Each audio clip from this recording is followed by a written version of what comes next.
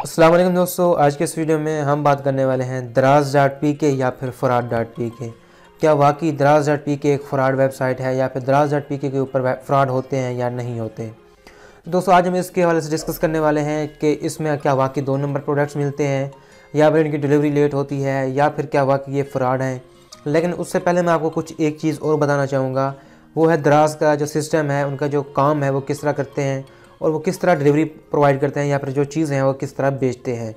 तो सबसे पहले हम उस तरफ चलते हैं, उसके बाद हम जाएंगे इस तरफ और यूज़र के रिव्यूज़ भी देखेंगे कि वो यूज़र इनके बारे में क्या क्या कह रहे हैं और मुझे खुद पर्सनली क्या क्या प्रॉब्लम Draaz.pk से फ़ील हुई हैं।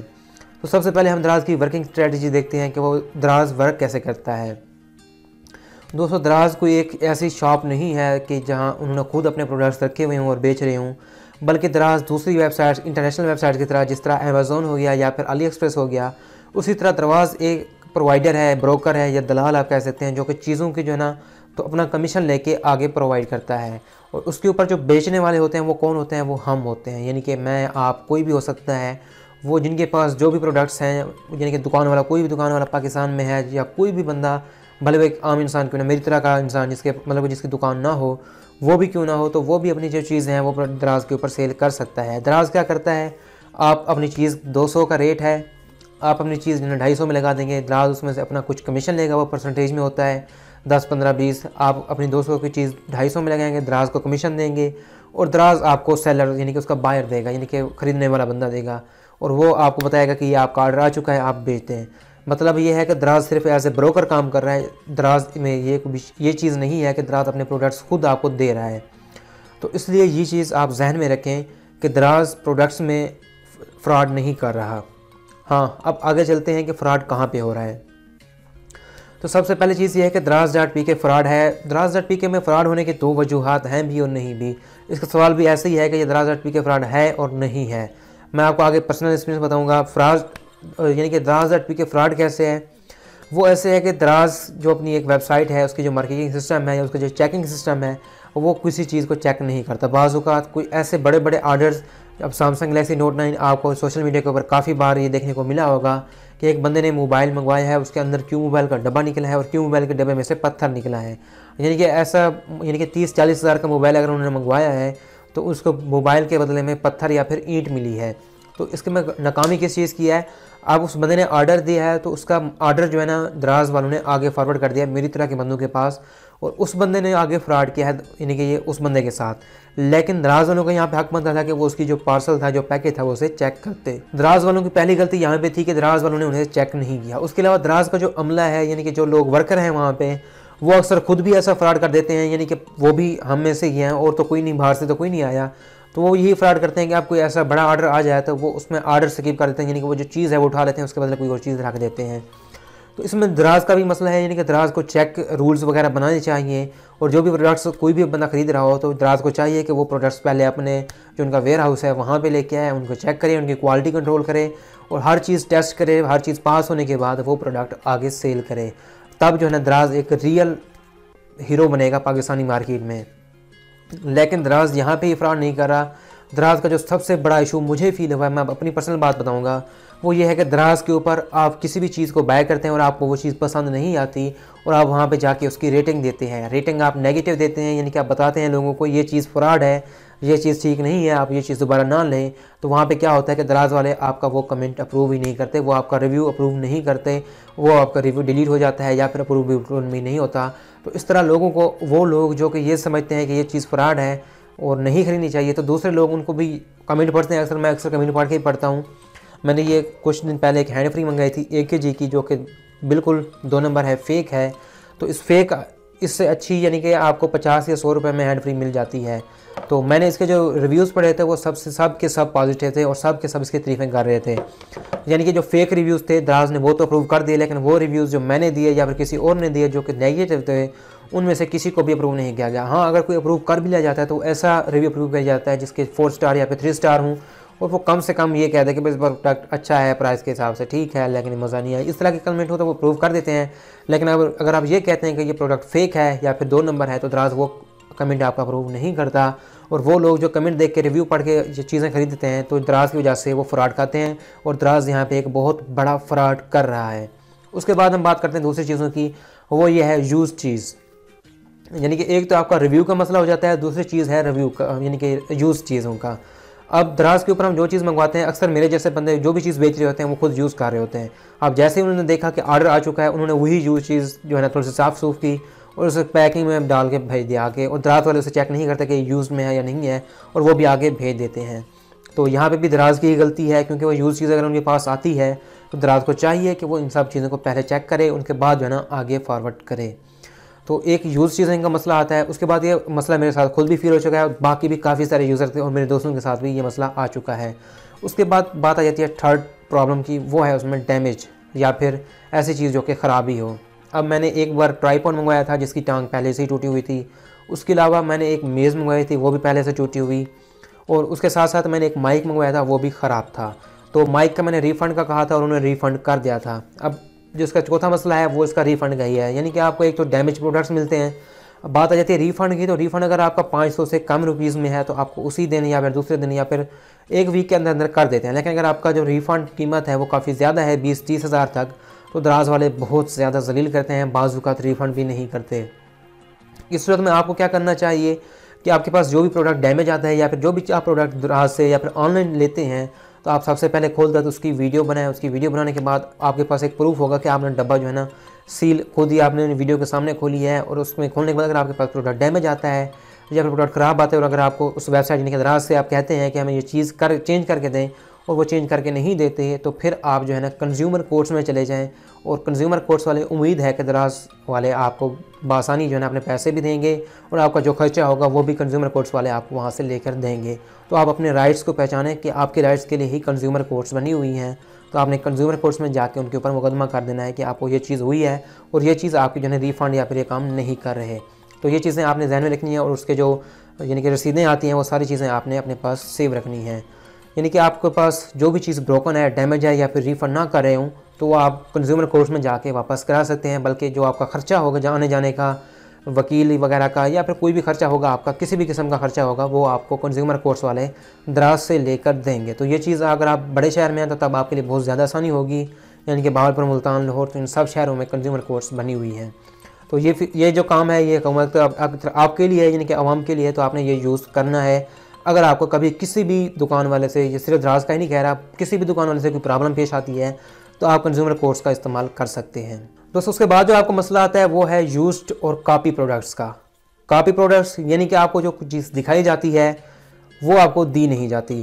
آپ عام طور پر اس میں دو پرابلمز ہیں۔ پہلی چیز تو سیدھی سی بات ہے، فراڈ کرتے ہیں، جو کہ بیچنے والے ہوتے ہیں وہ آپ کو دکھاتے کچھ اور ہیں، یعنی کہ جیسے میں نے آپ کو بتایا تھا کہ میں نے ہینڈ فری منگائی ہے اور یہ ہینڈ فری فیک ہے۔ تو اس طرح کے جو ہینڈ فری مطلب جو پروڈکٹس آپ کو دکھایا جاتا ہے وہ آپ کو اس کی کاپی یعنی کہ چائنا کا جو مال ہے وہ بھیج دیا جاتا ہے، تو یہ ہو گیا 2 نمبر فراڈ۔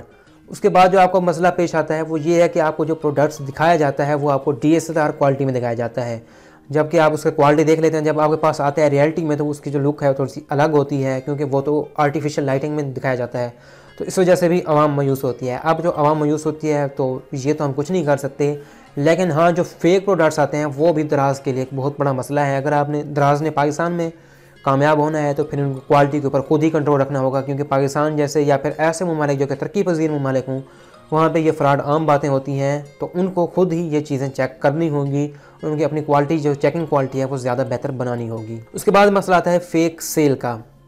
اب دراز جیسے جو ادارے ہیں یا پھر جو بھی ویب سائٹس ہیں اس کے اوپر بہت زیادہ فیک سیلز ہوتی ہیں۔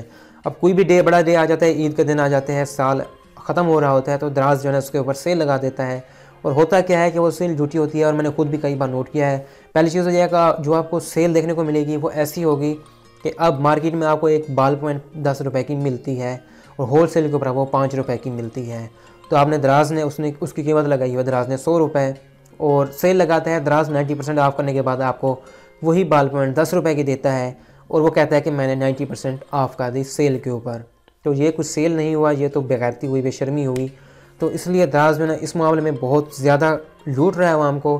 ان کی جو سیل ہوتی ہے وہ بہت ہی منیمم پروڈکٹس کے اوپر ہوتی ہے، یعنی کہ ایک دو ایسے موبائلز آ جاتے ہیں جن کے اوپر ان کو واقعی سیل لگی ہوتی ہے، وہ صرف شو پیس ہوتے ہیں دکھانے کے لیے، باقی اس کے علاوہ جتنے بھی پروڈکٹس ہوتے ہیں وہ سیل کے وقت کیا کیا جاتا ہے، سیدھا سا یہ کام کیا جاتا ہے کہ ان کی جو سیل کے وقت جو پرائس ہوتی ہے वो थोड़ी सी बढ़ा देते हैं, यानी कि 10,000 का जो प्रोडक्ट है वो उसे 12,000 कर देंगे और फिर उसकी कीमत 10,000 करके कह देंगे 20% ऑफ। तो ऐसा नहीं करना चाहिए। अगर आपने सेल लगानी है तो फिर सीधी सी बात है, भले आप 50 रुपये की रियायत हैं तो आप सिर्फ वो 50 रुपये फ्लैट सेल कर दें। अब बाज़ औक़ात आप जब सेल लगाते हैं तो उसके ऊपर कहा जाता है कि अप टू 90% ऑफ। अब बंदा जो है सीधा सीधा वेबसाइट खोलता है, वहाँ पे जाके देखता है कि मैंने सैमसंग गैलेक्सी नोट 9 देखना है, 1 लाख का मोबाइल है, यानी कि 1,50,000 का मोबाइल है, अब 90% ऑफ हो चुका है। तो इसका मतलब ये होगा कि भाई 10,000 और 15,000 का मोबाइल बच गया, यानी कि 1,50,000 का मोबाइल 90% ऑफ, तो 15,000 बचते हैं, तो मोबाइल होगा 15,000 का। आगे पता चलता है कि जो 1,50,000 का मोबाइल है वो आपको 1,49,000 में 48,000 में मिल रहा है।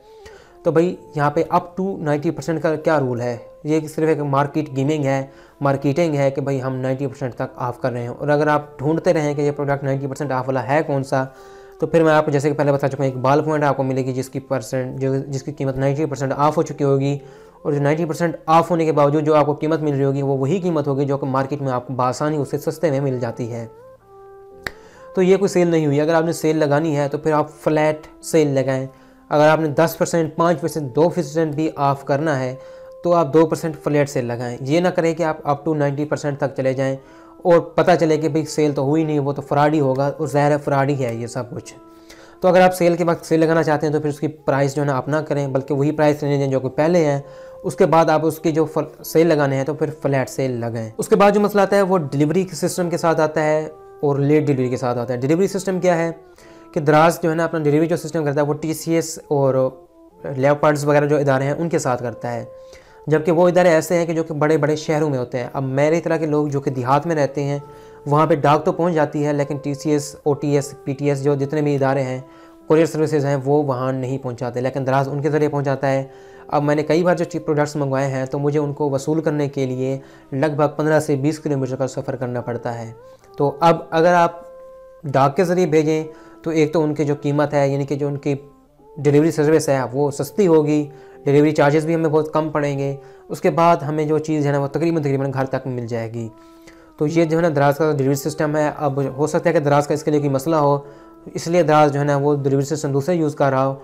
लेकिन अगर वो डाक यूज़ करता है या फिर कोई खुद अपना ऐसा डिलीवरी सिस्टम जो कि डोर टू डोर पहुँचाए ऐसी जगहों पर जहाँ पर जो है ना TCS वगैरह की सर्विसेज नहीं हैं। उसके अलावा जो मसला है, जो इससे ज़्यादा कहीं ज़्यादा संगीन मसला है, वो ये है कि जो दराज की डिलीवरी है वो बहुत लेट होती है। मेरे साथ पर्सनली जो ज़्यादा से ज़्यादा डिलीवरी लीक यानी कि लेट हुई थी वो 1 हफ़्ता हुई थी, यानी कि 1 हफ़्ता 12 दिन 10 दिन तक जो है ना लेट मुझे एक यानी कि सामान पहुंचा था। लेकिन बाकी जो दोस्त हैं उनके साथ कई बार ऐसा हुआ कि उनको पूरा महीना वो चीज़ नहीं मिली, और उनकी कंप्लेंट करने के बावजूद उन्होंने क्या किया कि उन्होंने ऑर्डर ही कैंसिल कर दिया।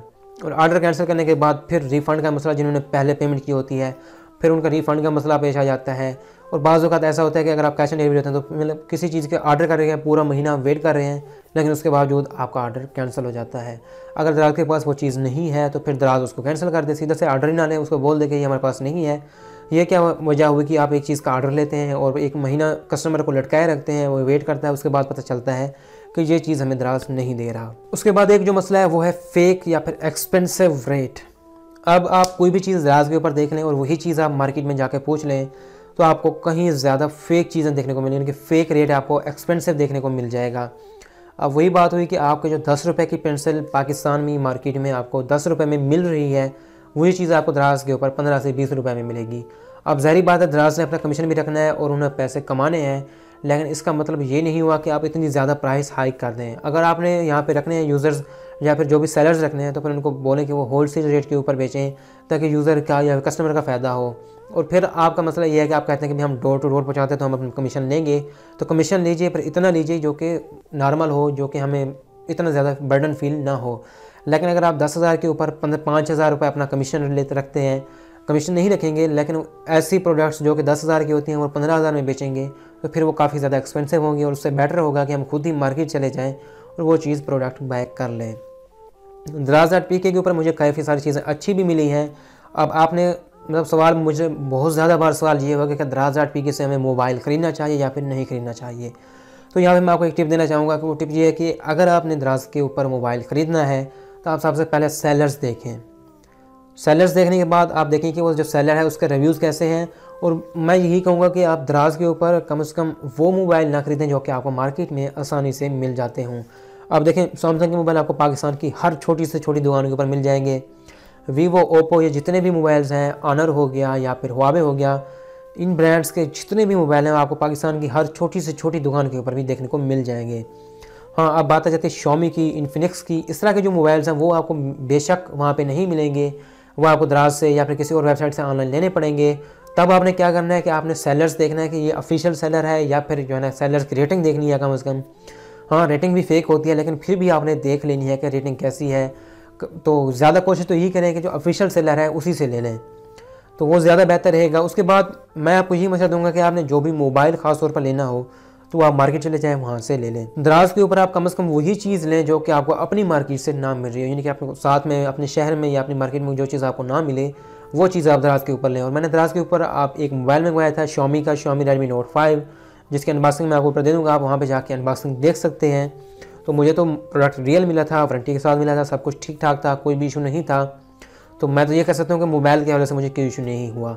लेकिन अगर आप Xiaomi के हवाले से कहें तो मैं तो Xiaomi के ऑफिशियल जो सेलर था, उनका स्मार्ट लिंक जो कंपनी थी, मैंने वहाँ उनसे मंगवाया था। तो उनकी वजह से जो सेलर्स उनके थे वो रियल थे और कंपनी थी, तो इस वजह से उन्होंने मुझे असल प्रोडक्ट भेजा। अब ये भी हो सकता है कि कोई ऐसा बंदा हो जो कि ईमानदार हो और वो भी मुझे अच्छा प्रोडक्ट भेज दे, लेकिन हर जगह पे ये नहीं होता। तो इससे बेहतर है कि आप मार्केट में खुद जाएं और वहाँ पे जाके ये प्रोडक्ट बाय करें। अब Draz.pk बुरी चीज़ नहीं है, Draz.pk एक अच्छा ट्रेंड है, लेकिन Draz.pk उस वक्त तक कामयाब नहीं हो सकता जब तक वो अपनी क्वालिटी के ऊपर कंट्रोल नहीं करता। जब पाकिस्तानी कौम के साथ फ्रॉड होंगे तो उन्होंने ज़ाहिर है Draz.pk के बजाय Fraud.pk इसको कहना है। तो अगर आप अपनी क्वालिटी कंट्रोल नहीं कर सकते तो फिर आप जो है ना ये चीज़ें आप खुद ही बेचना शुरू कर देता कि हमें पता तो हो कि ये चीज़ हमें दराज की तरफ से मिल रही है। आपकी तरफ से पहला एक्सक्यूज़ ये मिलता है कि ये चीज़ हम खुद नहीं बेचते बल्कि हम दूसरों से लेके आपको देते हैं, तो दूसरे आपको भेजते हैं। तो फिर आप अगर दूसरों के लेके देते हैं तो फिर आप दूसरों की जो चीज़ लेते हैं उसको कम से कम उसके ऊपर क्वालिटी देखें, उसके कंट्रोल करें, उसको चेक करें कि उसमें क्या वाकई वही चीज़ है जो कि हम मांग रहे हैं, या फिर वो चीज़ अगर हम मिसाल के तौर पर एक बंदा बता रहा था अभी कि उसने एक आयरन मंगवाई थी, एक इस्त्री मंगवाई थी और उसका जो मॉडल था वो काफ़ी ज़्यादा मार्केट से महंगा था, लेकिन उसने फिर भी मंगवा ली। लेकिन जब उन्होंने डब्बा खोला तो डब्बा और था, उसके अंदर मॉडल और था। तो इस तरह के अगर आप काम करेंगे तो फिर इसके बाद Draz.pk इतना ज़्यादा नहीं चलेगा। तो ये वीडियोस आपकी इस्लाह के लिए है, ये आपके अगेंस्ट नहीं है और ना ही मैं आपको ये कह रहा हूँ कि आप फ्रॉड हैं। मैं आपको बस इतना कह रहा हूँ कि आप जो प्रोडक्ट्स हम लेते हैं तो आप उनके ऊपर कंट्रोल रखा करें, क्योंकि मैं खुद कई बार आपसे धोखा खा चुका हूँ और बाकी पाकिस्तानी कौम भी खा चुकी है। तो इसलिए बेहतर यही है कि आप अपनी जो क्वालिटी है वो बेहतर बनाएं। ख़ास तौर पर जो भी प्रोडक्ट्स हम मंगवाते हैं आप उसके ऊपर डिलीवरी चार्जेस लेते हैं तो फिर आप कम से कम उसको कंट्रोल तो करें, उसे देखें उसमें क्या दिया गया है, और जो चीज़ यूज़र का ऑर्डर है वो भी आप देख लें, ताकि आप दोनों को जब हम आपको कन्फर्म हो कि ये काम हो रहा है, ये ठीक है ये प्रोडक्ट, तो तब आप आगे सेल करें। अगर हमें फ़ेक चीज़ें मिलती रहीं तो फिर Draz.pk नाम की कोई चीज़ पाकिस्तान में वजूद में नहीं रहेगी, बल्कि ऑनलाइन सेल ही वजूद में नहीं रहेगा, क्योंकि Draz.pk पाकिस्तान में ऑनलाइन सेलिंग का पायोनीर है, या फिर आप कह सकते हैं कि बहुत बड़ी कंपनी है जिन्होंने ट्रेंड भी ऑनलाइन सेल का मुतारफ़ कराया है। तो अगर आप चेक नहीं कर सकते तो फिर हमारी तरफ से भी अल्लाह हाफ़िज़ है।